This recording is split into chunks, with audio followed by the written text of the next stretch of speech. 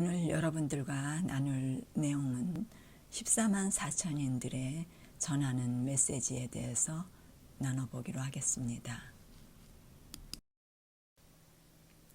첫째 천사가 전하는 말은 계시록 14장 6절에서 7절 말씀, 또 보니 다른 천사가 공중에 날아가는데 땅에 거하는 자들 곧 여러 나라와 족속과 방언과 백성에게 전할 영원한 복음을 가졌더라.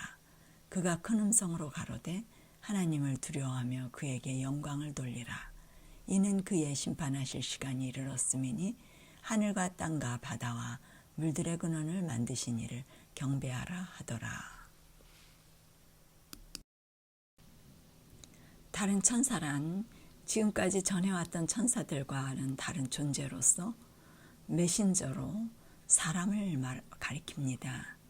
이 사람은 14만 4천인들로서 모든 민족에게 전할 영원한 복음을 가진 사람들입니다.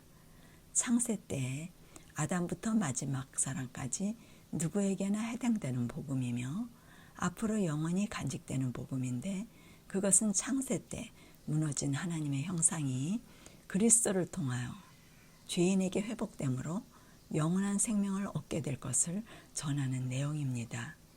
구원받은 백성들이 마지막 심판이 가까울 때 전할 메시지의 내용은 하늘과 땅과 바다와 물들의 근원을 만드신 창조주 하나님에 대한 것으로, 창세기 1장에 기록된 만물을 창조하신 하나님을 두려워하며 그에게 영광을 돌리고 경배하라고 하는 메시지입니다. 창조주 하나님을 경배하는 것은 창세기 1장으로 돌아가 에덴을 회복하라는 이야기로, 핵심은 죄인에게 하나님의 형상이 회복되어야 한다는 내용입니다. 하나님의 형상은 그리스도를 믿음으로 하나님을 두려워하며 그에게 영광을 돌리는 사람이 되는 것인데, 그들은 큰 음성으로 말한다고 합니다. 큰 음성이란 그들의 말씀에 능력이 따를 것을 말합니다. 하나님을 두려워하라고 하는 메시지는 죄인들은 하나님을 두려워하지 않고 하나님을 무시하거나 가치없는 분으로 여기는 사람들입니다. 그들에게는 하나님보다 자신이 더 가치가 있고 무엇이든지 자기 능력으로 하나님이 없어도 잘 살 수 있다고 생각하는 사람들입니다. 그러나 하나님을 두려워하는 사람들은 하나님의 뜻을 귀히 여기며 항상 언제나 그분을 향한 뜻을 이루는 일에 정신 집중을 하며 몰두하고 자신의 것을 가치없이 여기며 모든 힘을 다하여 경외하는 사람들입니다. 14만 4천인들이 전하는 내용은 복음이신 그리스도를 전하는데, 그리스도의 십자가의 능력을 전하게 되는 것입니다. 십자가의 능력은 죄인을 하나님의 형상으로 회복시키셔서 창조주 하나님을 경외할 수 있도록 하실 수 있는 분임을 선포하게 되는 것이고, 마음의 천국이 이루어져 하나님의 계명을 지킬 수 있도록 하시는 창조주의 능력을 드러내는 사람들로서 모든 민족을 심판 앞에 준비되도록 전하고 가르치고 땅끝까지 천국 복음을 전하는 일을 하여 그리스도의 재림을 준비시키는 사람들입니다. 두 번째 천사가 전하는 말입니다. 계시록 14장 8절, 또 다른 천사 곧 둘째가 그 뒤를 따라 말하되 무너졌도다 무너졌도다 큰 성 바벨론이요 모든 나라에게 그의 음행으로 말미암아 진노의 포도주를 먹이던 자로다 하더라. 두 번째 천사가 그 뒤를 따라 말하기를 큰 성 바벨론이 무너졌으니 모든 나라가 그의 음행으로 진노의 포도주를 먹었다고 합니다. 음행이란 순결하지 못한 행위로 두 처녀가 성경에 나오는데, 순결한 처녀와 음녀 두 종류의 처녀가 있습니다. 음녀로부터 나오는 것은 음행이고, 음녀는 순결하지 못한 처녀로, 기독교의 생명교리는 죽음과 부활에 관한 것으로 죽음으로 부활에 이르는 것을 가르치는 일을 하는데, 음녀는 죽음과 부활에 대하여 잘못 가르치는 것입니다. 죽음이 이르러야 창조주 하나님을 경배할 수 있는 부활의 삶으로서 하나님의 계명을 지킬 수 있는 그리스도의 능력을 전하는 순결한 처녀가 될 수 있다는 것입니다. 그러나 음녀는 죽음 없는 부활에 대하여 말하고 가르치므로 모든 민족들에게 진노의 포도주를 먹은 사람들은 취하는 것입니다. 분별하지 못하고 믿게 되는 것입니다. 성경은 창세기부터 계시록까지 두 성이 소개되고 있는데 예루살렘 성과 바벨론 성입니다. 예루살렘 성은 하나님의 성이며 바벨론 성은 하나님을 대적하는 세력이 쌓은 성을 말하는데 이 바벨론 성도 하나님을 믿는 사람들이 쌓은 성으로 모두 믿는 자들이 쌓는 성입니다. 창세기 11장 4절에서 9절에 바벨탑을 쌓는 이야기가 나옵니다.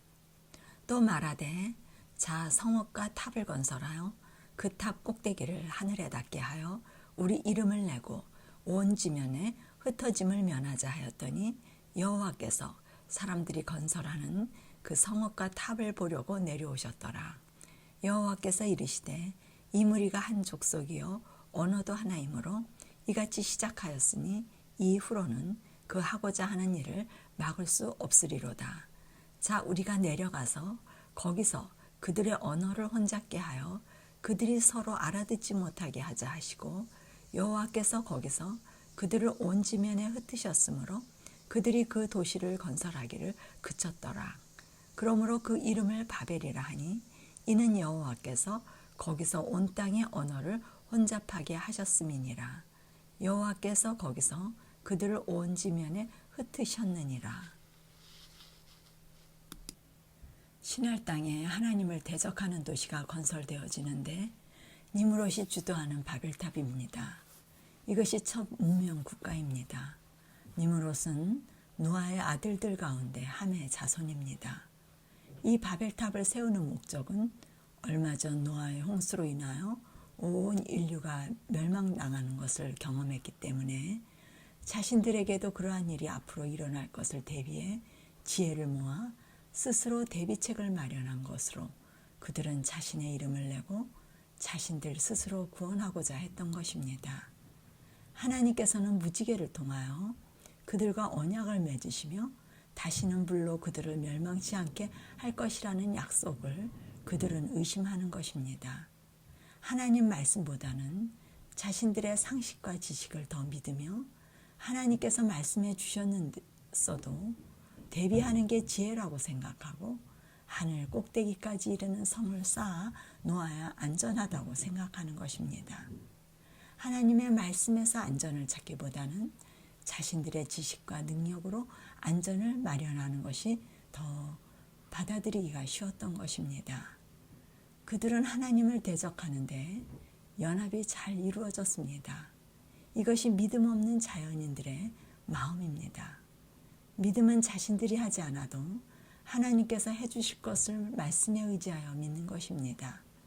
하나님께서는 그들의 연합을 허락지 않으시고 온 땅의 언어를 혼잡하게 하셔서 포기하도록 하여 온 땅에 흩어져 살도록 하셨습니다.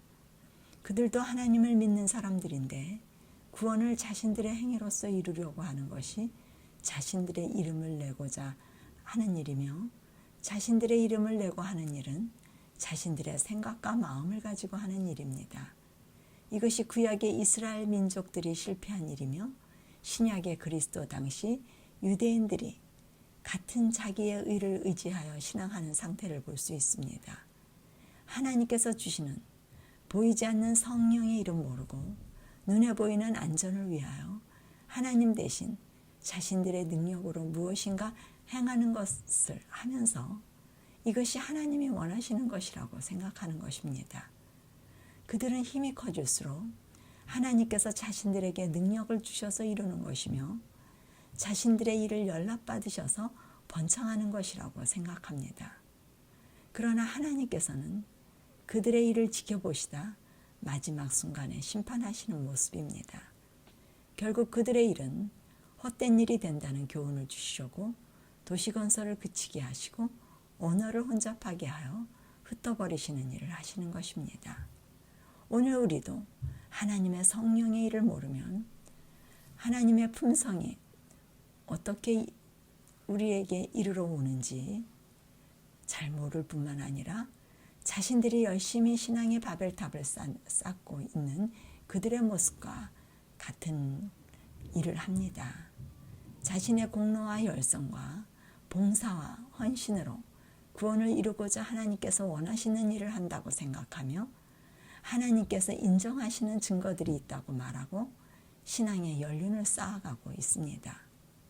그러나 그들은 하나님의 창조해 주시는 창조의 능력이 자신들의 경험이 되지 못하므로 성령의 일을 말할 수 없고 성소 안의 십자가의 능력, 곧 하나님의 형상의 회복에 대하여 전하지 못하며 자신의 공로를 쌓아 선한 사업으로 하나님의 형상을 그렇게 하여 이루는 것이라고 이야기하기를 즐겨하고 있습니다. 바벨이란 혼잡함을 의미합니다.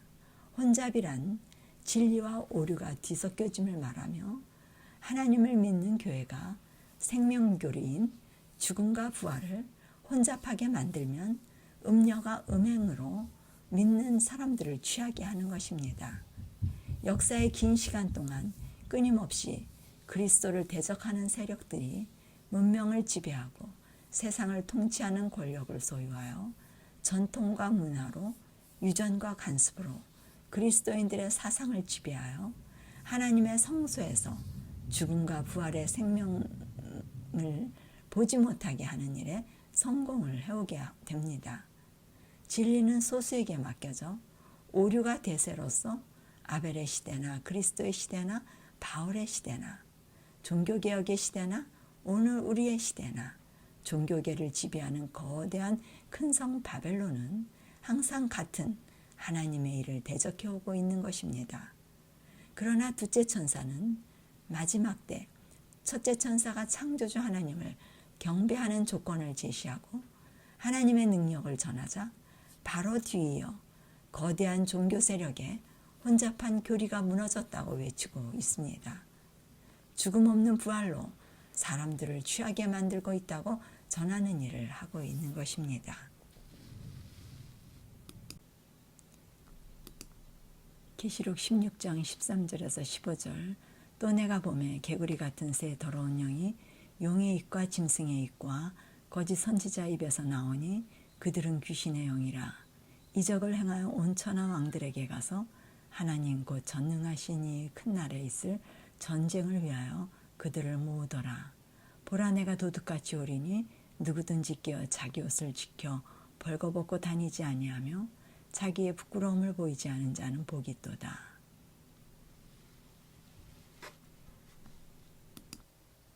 큰 성 바벨론의 정체는 새 더러운 영으로 나누어집니다. 영이란 종교계의 역사하는 능력을 말합니다. 새 더러운 영이 용과 짐승과 거짓 선지자입니다. 성경은 용을 계시록 12장 9절에 보면 큰 용이 내어 쫓기니 옛뱀 곧 마귀라고도 하고 사단이라고도 하는 온 천하를 꿰는 자라.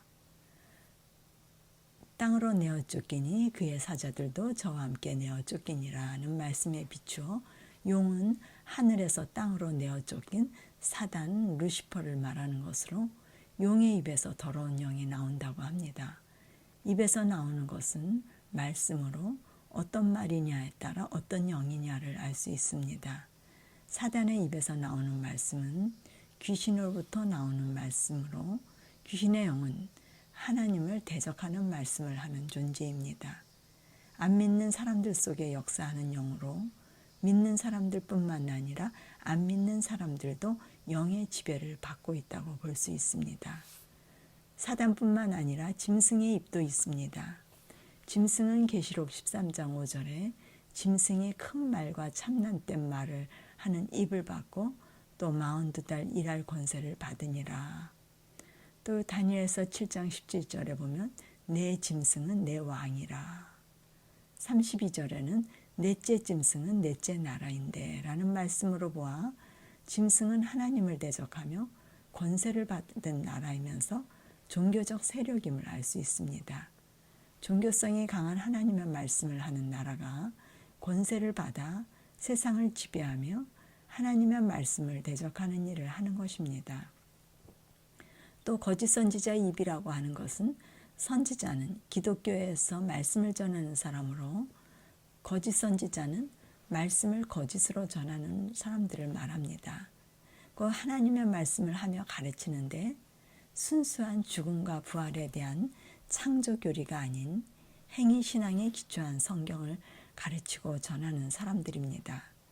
이렇게 거대한 세 세력이 큰 성 바벨론의 지지 세력으로 모두 종교적 세력을 말합니다.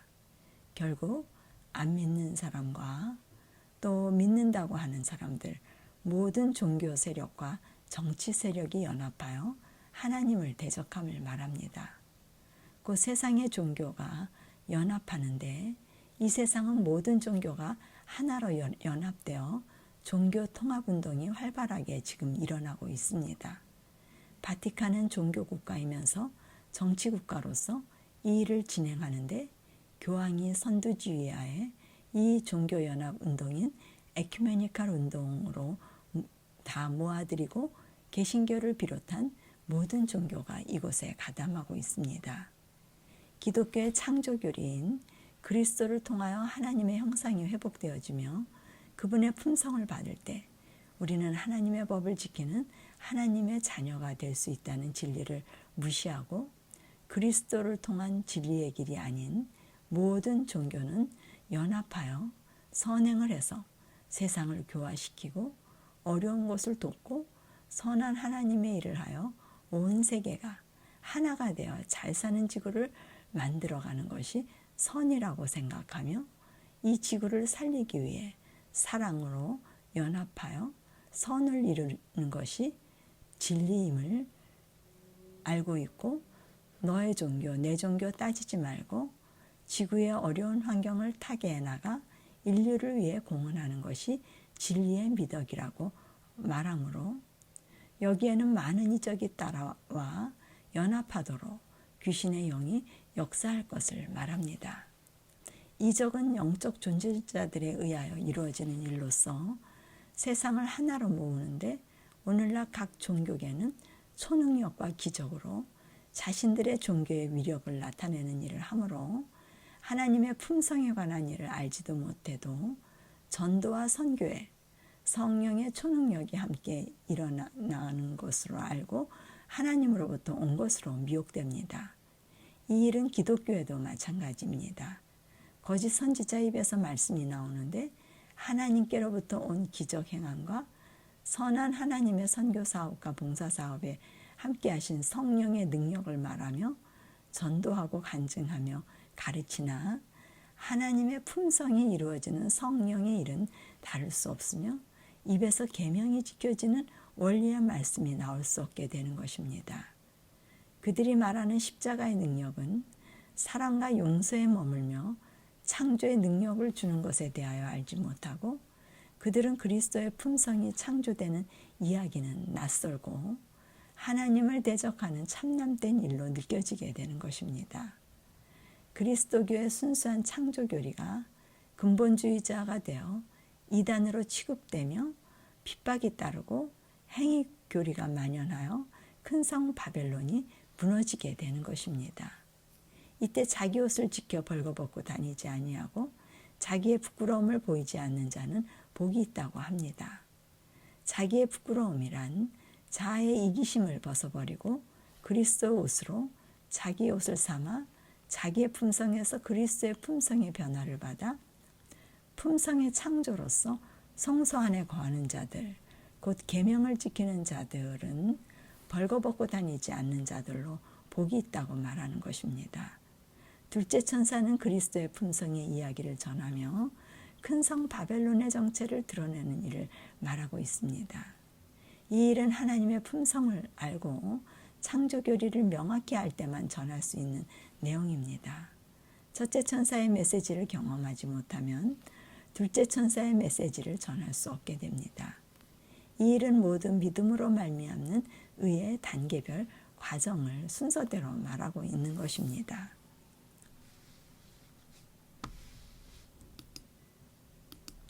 계시록 18장 1절에서 2절, 4절 말씀.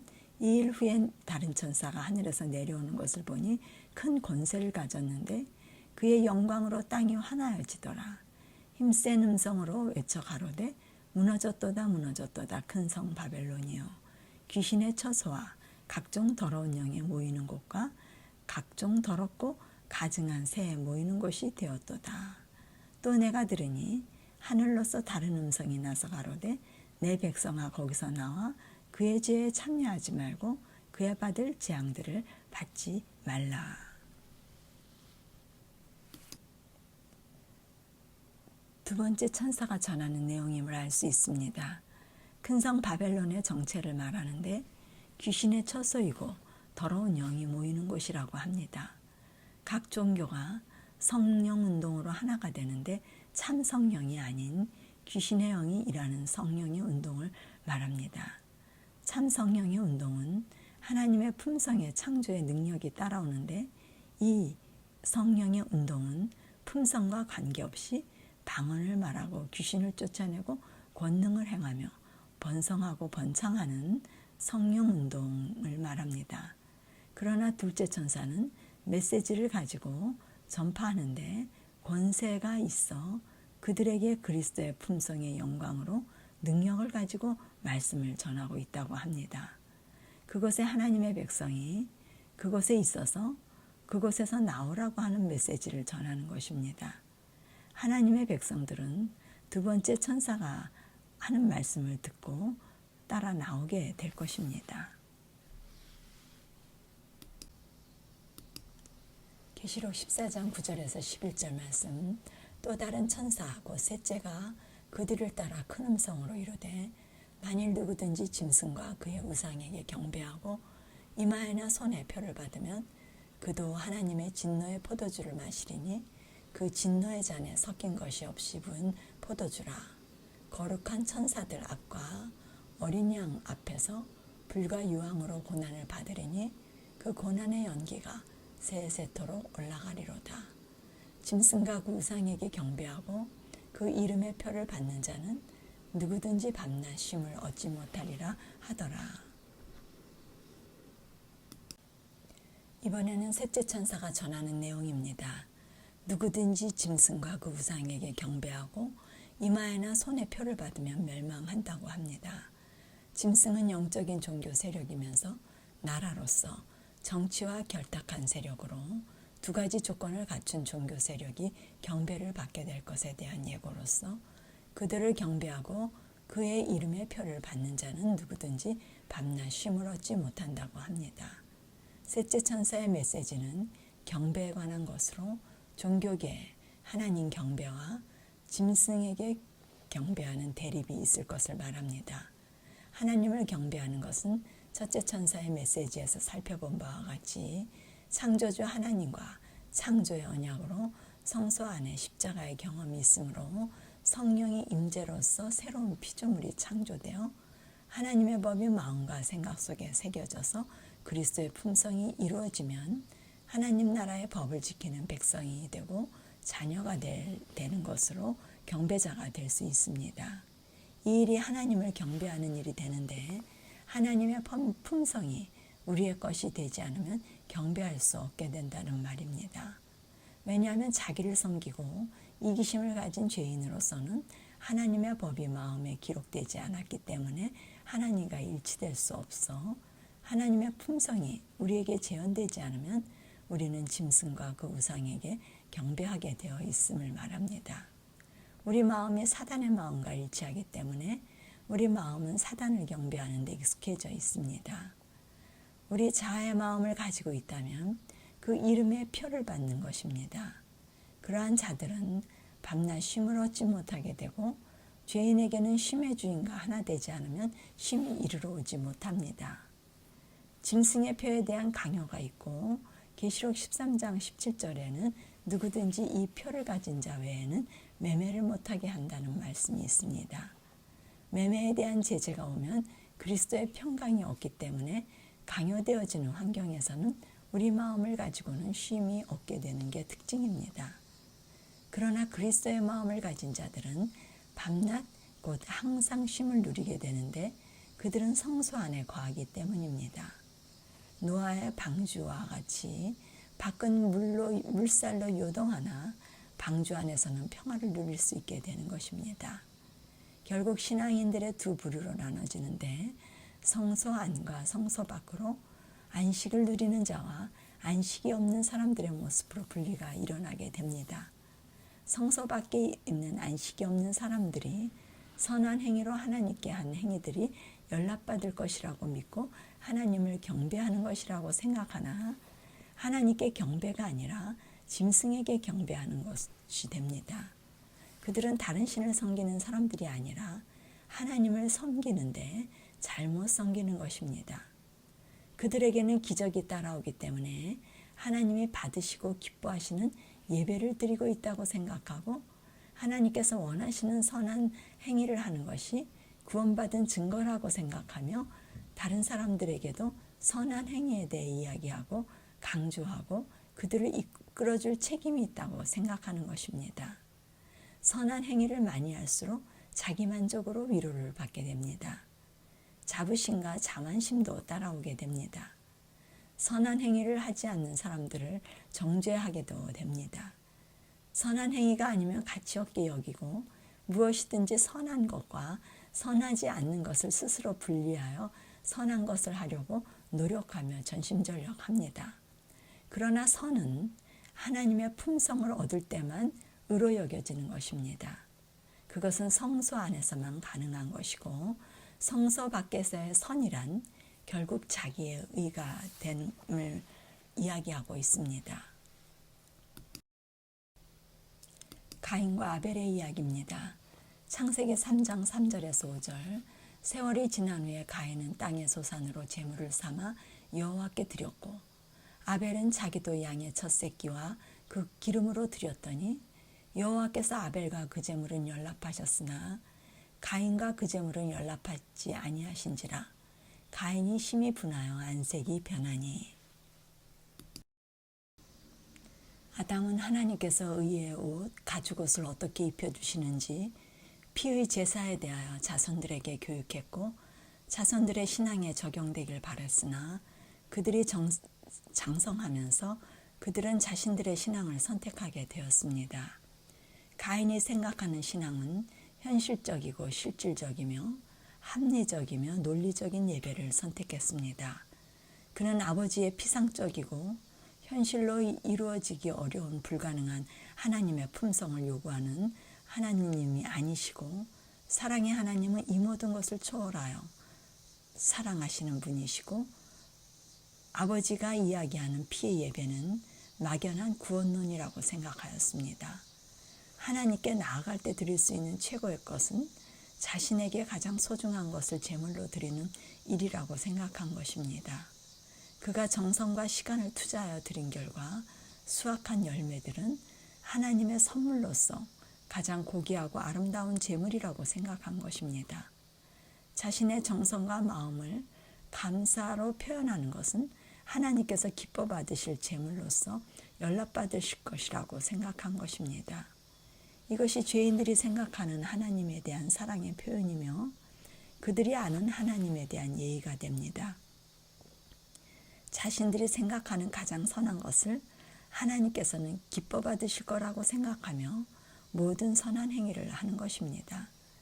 가인에게는 무지한 짐승을 죽이는 것은 선한 것이 아니라고 생각하는 것입니다.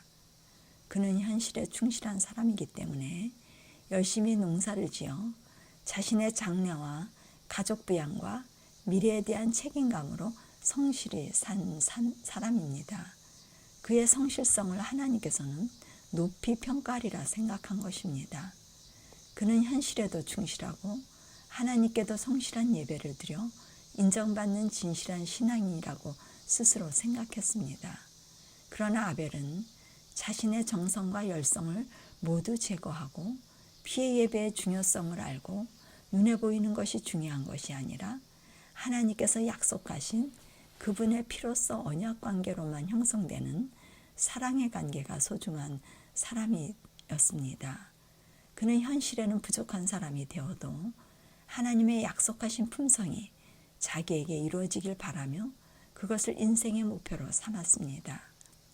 현실의 모든 것들을 배설물로 여기고 아버지의 말씀과 하나님의 약속의 말씀, 곧 하나님의 형상이 자신에게서 회복될 것을 믿은 사람입니다. 그는 하나님의 창조력에 희망을 둔 사람으로 그분의 창조의 능력이 아니면 자신의 품성은 죄의 노예의 상태임을 알고 그분의 품성, 곧 성령을 구한 사람의 대표입니다.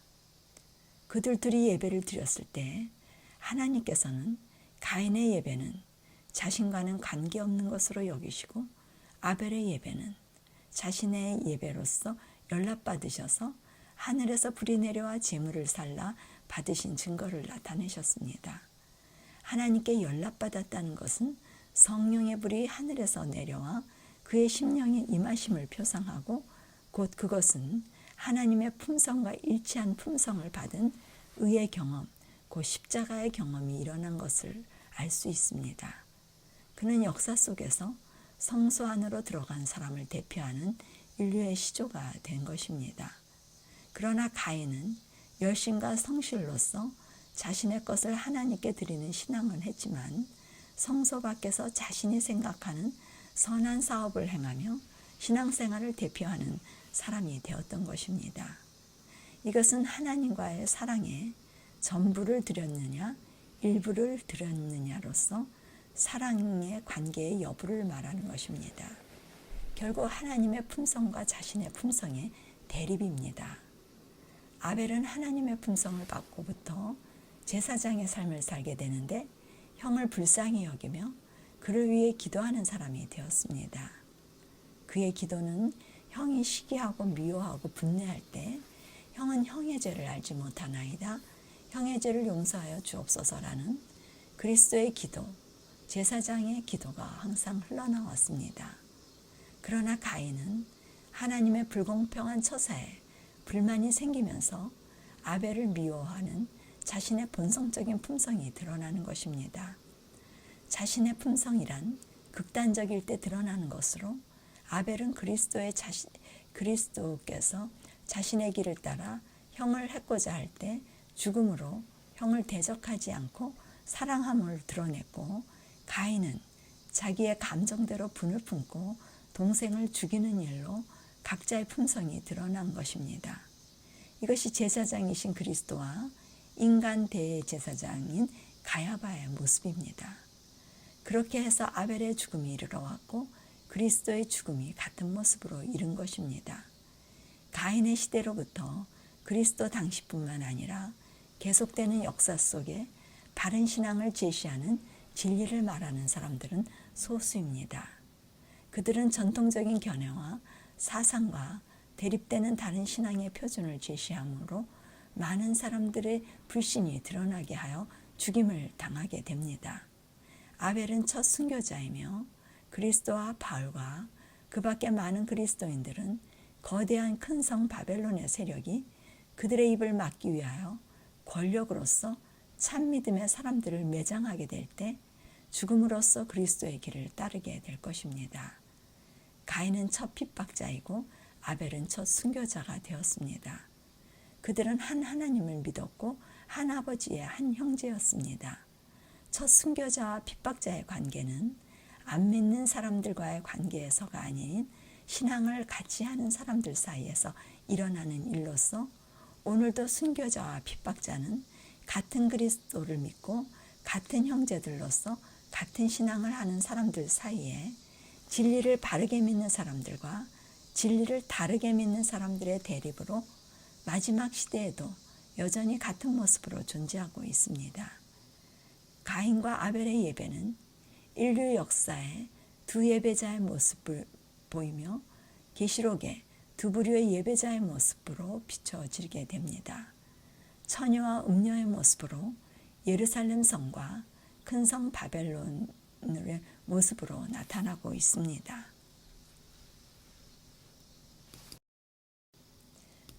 창세기 4장 6절에서 8절입니다.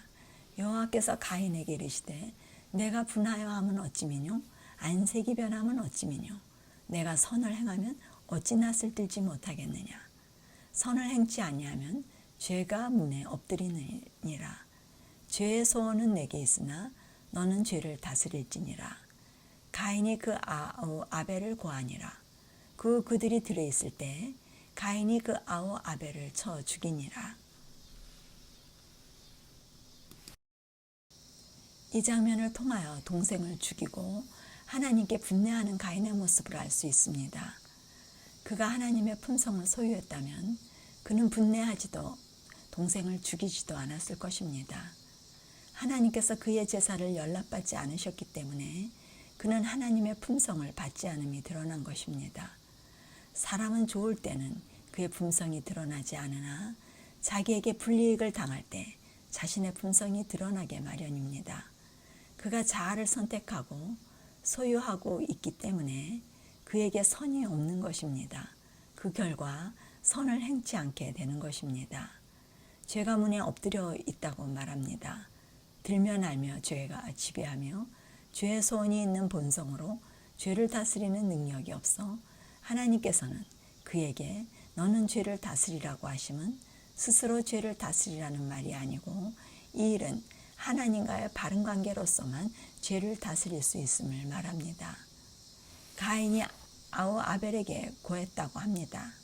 하나님께 대한 불평과 불만을 아벨에게 나타내자 아벨은 형에게 바른 예배는 하나님으로부터 품성을 얻는 것에서부터 시작됨을 알려주고 세상의 것을 배설물로 여기며 우리의 선행이란 가치 없고 우리는 그리스도의 의만이 필요하며 피의 언약에 대한 설명을 했을 때 가인은 자신의 신앙을 우습게 여기는 아벨에게 분노하여 그를 죽이게 된 것입니다.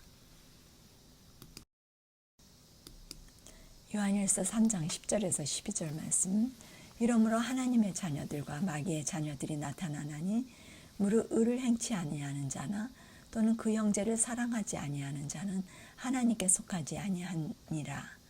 우리가 서로 사랑할지니 이는 너희가 처음부터 들은 소식이라. 가인같이 하지 말라. 저는 악한 자에게 속하여 그 아우를 죽였으니 어찐 영고를 죽였느뇨. 자기의 행위는 악하고 그 아우의 행위는 의로움이니라. 하나님의 자녀들과 마귀의 자녀들의 이야기는 처음부터 들은 소식으로서 창세기 1장 아담에게 말씀하신 생명교리이며 가인과 아벨의 제사로서 하나님의 형상 회복의 여부로 하나님의 자녀와 마귀의 자녀들로 구분되어진다고 합니다. 우리 본성은 악을 행하려 하는 성향, 곧 우리 자신으로서는 저항할 수 없는 힘이 내재되어 있어 이러한 힘에 대항하여 싸우며 죄를 이길 수 있는 이상에 도달하기 위하여 도움을 받을 수 있는 길은 오직 한 힘, 곧 그리스도로부터 받는 품성의 변화이나 가인은 자아의 행위를 가치 있게 여기고 그리스도의 품성을 얻지 못했기 때문에 악하다고 하시고 아벨은 자신의 행위가 아무 가치 없음을 알고 자아의 죽음으로써 드리는 제사로 하나님으로부터 의의 품성을 얻어 하나님의 자녀가 되어 의를 행하며 형제를 사랑하며 서로 사랑하는 품성을 소유하게 되므로 사랑이 이루어지는 일임을 요한은 말하고 있는 것입니다. 이와 같이 오늘도 우리의 품성을 가치 없이 여기며 그리스도의 품성을 얻게 된다면 마지막 시대 하나님의 자녀들의 증거가 될 것입니다. 이것이 셋째 천사가 전하는 짐승과 그 이름의 표를 받는 자의 품성에 대한 이야기입니다. 이것은 하나님의 형상 회복으로 성소의 언약이고 처음부터 들은 소식으로서 서로 사랑하라는 것이 의임을 나타내고 있는 것입니다.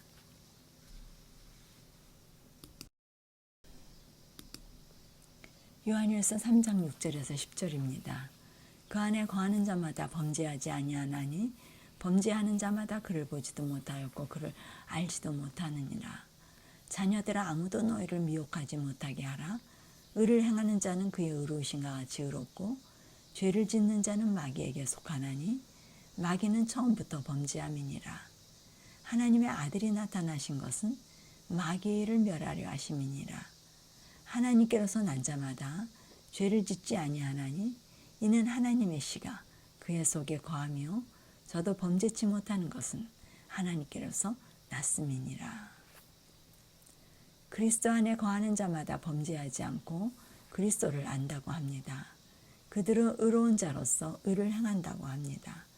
그러나 죄를 짓는 자는 마귀에게 속하여 죄를 짓고 그리스도를 모른다고 합니다. 하나님께 속한 자와 마귀에 속한 자로 구분이 되어집니다. 중간 지점은 없습니다. 마지막 때에도 마찬가지로 하나님께 속한 자와 마귀에 속한 자로 나뉘어져 그리스도를 아는 자와 모르는 자로 구분되어집니다. 하나님의 자녀들은 범죄하지 않고 의를 행하는 것은 하나님의 씨가 그들 속에 거함으로 하나님께로 났기 때문이라고 합니다.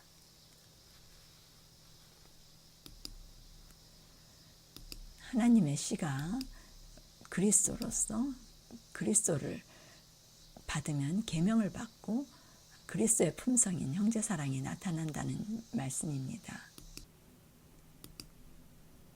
셋째 천사의 메시지는 그리스도 안에 거하는 자와 마귀에게 속한 자로, 마귀에게 속한 자는 누구든지 짐승과 우상에게 경배하게 되어 이마에나 손에 표를 받는데 이마는 생각 속에, 손은 행동으로 사상을 행동으로 옮김을 말합니다. 그들은 끊임없이 자신들의 힘으로 선을 행하려다 쉼을 얻지 못하게 됩니다. 그러나 그리스도 안에 거하는 자는 하나님의 인을 받게 되어 성소 안에 거하며 안식하는 밤낮 쉼을 얻는 사람들입니다. 하나님을 아는 자와 모르는 자의 분리입니다. 법을 행하는 자와 불법을 행하는 자의 구별로서 창세기 1장의 창조의 원리는 죄 이후 아담부터 하나님의 형상이 파괴되므로 성소의 십자가를 통하여 하나님의 형상이 회복되어지는 원리로 계시록에 구원받은 성도들에게 이루어지며 맞춰지는 이야기가 하나님의 인과 짐승의 표로 맞춰지게 됩니다. 이 메시지로 심판을 준비시키는 일을 하게 되는 것입니다. 첫째 천사의 창조주 하나님을 경배하여 에덴의 회복이 이루어지도록 경고하는 내용과 둘째 천사의 큰 성 바벨론이 무너졌음을 알리는 메시지와 짐승과 우상에게 경배하면 표를 받게 됨을 경고하는 메시지는 우리의 경험이 되어야 하며 우리가 전하는 내용이 되어야 하겠습니다. 이 시간 14만 4천의 구원받은 사람들이 전하는 세 가지 메시지를 통하여 그리스도 안에 거하는 일이 우리의 생애의 목적이 되며 하나님의 창조의 능력이 우리에게 함께하여 세상에 이 메시지를 전하는 일에 모두 동참하시는 여러분들이 되시기를 바랍니다. 오늘 하나님께서 이 모임을 통하여 여러분들과 이 말씀을 연구하게 하셨는데 우리 모두가 하나님의 뜻을 두려움 없이 전하시는 능력을 소유하시기를 바라고 말씀을 마치겠습니다.